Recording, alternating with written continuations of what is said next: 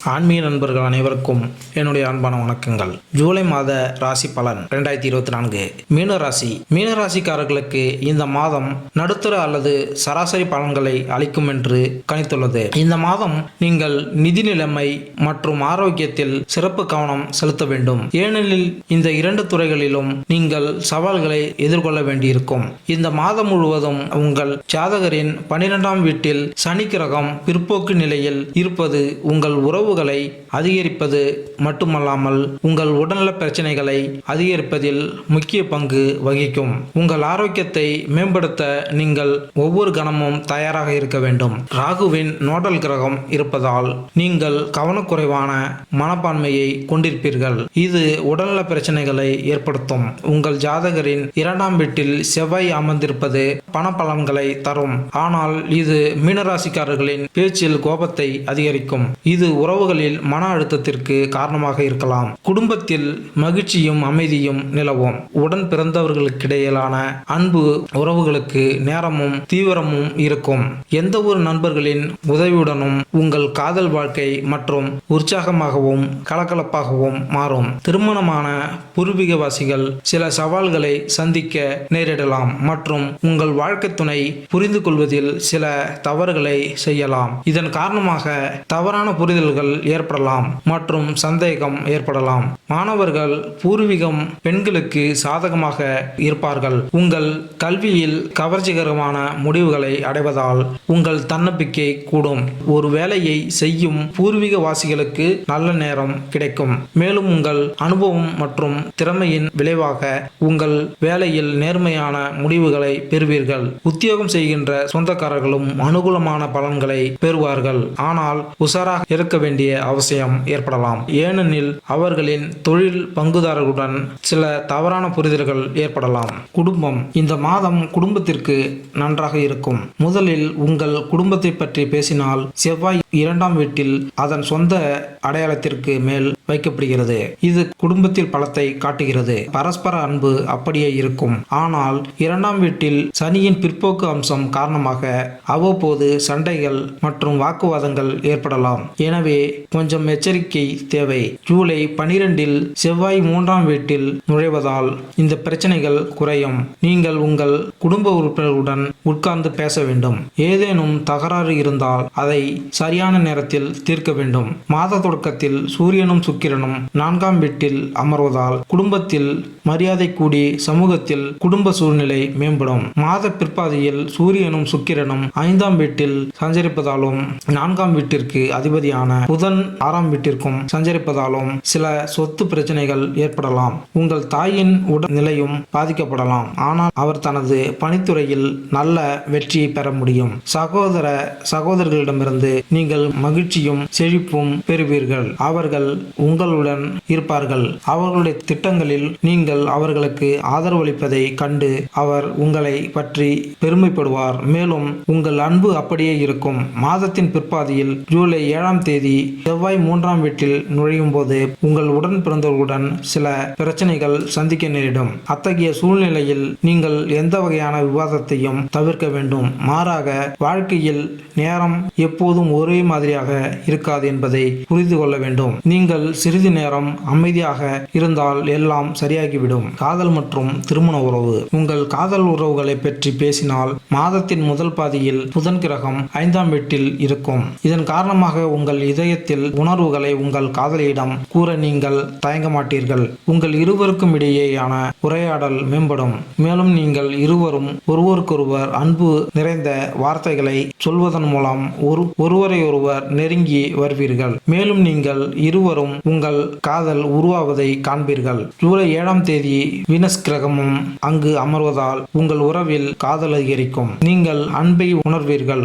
ஆனால் நீங்கள் இருவரும் ஒன்றாக அதிக நேரம் செலவிட விரும்புவீர்கள். இது உங்கள் உறவை மேலும் முதிர்ச்சி அடை செய்யும். ஜூலை 16ஆம் தேதி முதல் உங்கள் பிறந்த ஜாதகத்தில் 5வது வீட்டிற்கு அனைவரும் வருவார்கள். பிறகு ஈகோ நிறைந்த சில வார்த்தைகளை நீங்கள் கூறலாம். ஆனால் நீங்கள் விரும்பும் நபர்களின் கோபத்தை நீங்கள் பொறுத்து கொள்ள வேண்டும். எனவே இந்த நேரம் மகிழ்ச்சியுடன் கடந்து செல்லும். இந்த மாதம் முழுவதும் கேது கிரகம் 7வது வீட்டில் இருப்பதால் தேவையற்ற பிரச்சனைகள் ஏற்படலாம். உங்கள் வாழ்க்கை துணையை பற்றி மனதில் சில தவறான புரிதல்கள் ஏற்படலாம் மற்றும் சில சந்தேகங்கள் பிறக்கலாம். நினைவில் கொள்ளுங்கள், சந்தேகம் என்பது ஒரு வகையான உறவையும் முடிவுக்கு கொண்டு வரும் மிகப்பெரிய விஷம். அத்தகைய சூழ்நிலையில் நீங்கள் கவனமாக இருக்க வேண்டும். உங்களுக்கு ஏதேனும் சந்தேகம் இருந்தால் அதை உங்கள் மனைவியுடன் தெளிவாக விவாதிக்க வேண்டும். அதன் மூலம் நீங்கள் உண்மையானதை அறிந்து கொள்ளலாம். சூழ்நிலை மற்றும் தெய்வங்களின் ஆசிரியரான வியாழ பகவானின் அருளால் அந்த பிரச்சனைகளிலிருந்து வெளியேற முடியும். உங்கள் உறவை பேணுவதில் முக்கிய பங்கு வகிப்பதால் உங்கள் முயற்சிகளிலும் ஈடுபட வேண்டும். தொழில்: இந்த மாதம் தொழில் பார்வையை பொறுத்தவரை கலவையான முடிவுகளை தரக்கூடும். பூர்வீகவாசிகள் ஒரு வேலையை செய்வதை விட செய்வதை பற்றி நாம் பேசினால் 10ஆம் வீட்டின் அதிபதியான வியாழன் இந்த மாதம் முழுவதும் 3ஆம் வீட்டில் இருப்பார். அங்கிருந்து அது அவர்களின் 7வது வீடு, 9வது வீடு, 11ஆம் வீட்டில் அம்சமாக இருக்கும். உங்களுடன் பணிபுரியும் சக பணியாளர்கள் உங்களுடன் பணிபுரிய தயாராக இருப்பார்கள். ஆனால் உங்கள் செயல்திறன் அதிகரிக்கும். சூரியன் மற்றும் சுக்கிரன் கிரகங்கள் மாதத்தின் முதல் பாதியில் 4வது வீட்டில் இருந்து பூர்வீகத்தின் 10ஆம் வீட்டை முழுமையாக பார்ப்பார்கள். இது அவர்களின் வேலைக்கு சாதகமாக இருக்கும். மேலும் முன்னேற்றமான பலன்களை பெறுவார்கள். அதனால் வீட்டிற்கு அதிபதியான சூரியன் கிரகம் மாதத்தின் முதல் பாதியில் 4வது வீட்டில் இருப்பார்.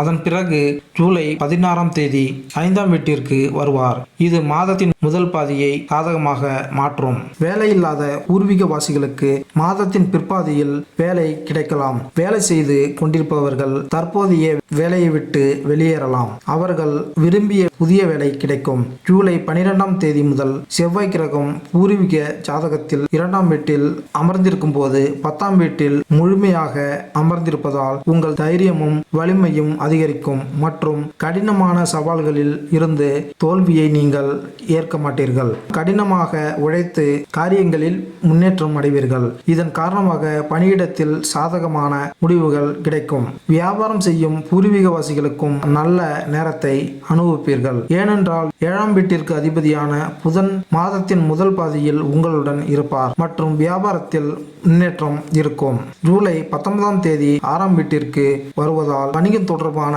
புதிய வீடுகளில் நீங்கள் செய்ய வேண்டியிருக்கும். ஆனால் நீங்கள் நிதானமாக இருக்க வேண்டும். ஏனென்றால் வியாழனின் அம்சம் 7வது வீட்டை கவனித்துக் கொள்கிறது. எனவே வணிகம் நன்றாக இருக்கும். நிதி: இந்த மாதம் முழுவதும் மீனராசிக்காரர்களின் ஜாதகரின் 12ஆம் வீட்டில் பிற்போக்கான சனி இருப்பதால் இந்த மாதம் நிதி நிலையில் அதிக கவனம் செலுத்த வேண்டும். இது உங்கள் உறவுகளை தொடர்ந்து அதிகரிக்கும். மேலும் இந்த செலவுகளை உங்களால் கட்டுப்படுத்த முடியாவிட்டால் நீங்கள் சில பிரச்சனைகளை சந்திக்க நேரிடும். மாதத்தின் முற்பாதியில் செவ்வாய் கிரகம் அதன் சொந்த ராசியான மேஷத்தில் 2ஆம் வீட்டில் இருப்பதால் உங்களது பணத்தை குவிக்கும் தன்மையும் எண்ணமும் அதிகரிக்கும். இப்போது நீங்கள் சில புதிய திட்டங்களில் மிக வேகமாக முதலீடு செய்யலாம். இதன் காரணமாக பணத்தை குவிப்பதற்கான நல்ல நன்மைகளை உருவாக்கப்படும் மற்றும் உங்கள் வங்கி இருப்பு அதிகரிக்கும். அந்நிய செலாவணியை பெறுவீர்கள். வெளிநாட்டிலிருந்து பணம் பெறும் யோகங்கள் வலுவடையும். சில செலவுகள் ஏற்படலாம், ஆனால் நீங்கள் பணத்தை பெறுவீர்கள். மேலும் உங்கள் பணத்தை சரியான நேரத்தில் சரியான முறையில் முதலீடு செய்வதில் நீங்கள் கவனமாக இருக்க வேண்டும். இதனால் நீங்கள் எதிர்காலத்தில் எந்த பிரச்சனையும் சந்திக்காமல் இருக்கலாம். இல்லையெனில் இந்த மாதம் செலவுகள் வடிவில் பெரும் பிரச்சனைகள் கொடுக்கலாம். புதன் கிரகம் 6ஆம் வீட்டில் சஞ்சரிப்பதும் உங்கள் செலவு அதிகரிக்க கவனமாக அமையலாம். புதன் கிரகம் 6ஆம் வீட்டில் சஞ்சரிப்பதும் உங்கள் செலவுகள் அதிகரிக்க காரணமாக அமையலாம். இவை அனைத்திலும் கவனம் தேவை. உங்கள் ஜாதகத்தில் 6ஆம் வீட்டில் உங்கள் ஜாதகம் இருப்பதால் உங்கள் செலவுகள் குறையும் மற்றும் உங்கள் தனிப்பட்ட முயற்சியால் நீங்கள் பணத்தை பெற தொடங்குவீர்கள். ஆரோக்கியம்: இந்த மாதம் ஆரோக்கியத்தின் பார்வையில் பலவீனமாக இருக்கும். எனவே உங்கள் ஆரோக்கியத்தில் சிறப்பு கவனம் செலுத்த வேண்டும். முதலாவதாக சனி கிரகம் 12ஆம் வீட்டில் பிற்போக்கு நிலையில் அமர்ந்து உங்கள் பிரச்சனைகளை அதிகரிக்கும். உங்களுக்கு கண்களில் நீர் வடிதல், கண்களில் வலி, பாதங்கள் அல்லது குதிகால் வலி, காயங்கள் மற்றும் சுளுக்கு போன்ற பிரச்சனைகள் இருக்கலாம். இரண்டாவதாக, நோடல் கிரகமான ராகு மாதம் முழுவதும் உங்கள் முதல் வீட்டில் இருப்பார். இது உங்களுக்கு கவனக்குறைவான அணுகுமுறையை தரும்.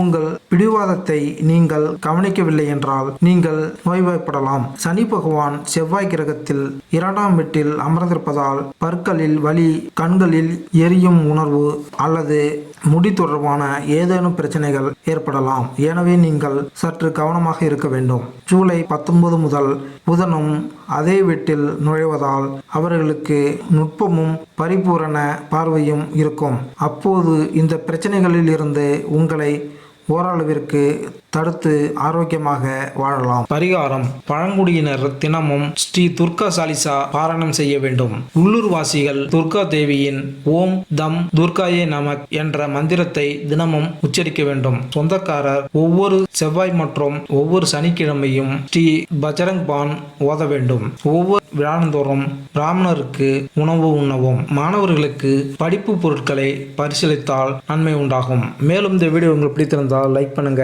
கமெண்ட் பண்ணுங்க, மறக்காம சப்ஸ்கிரைப் பண்ணுங்க. நன்றி, வணக்கம்.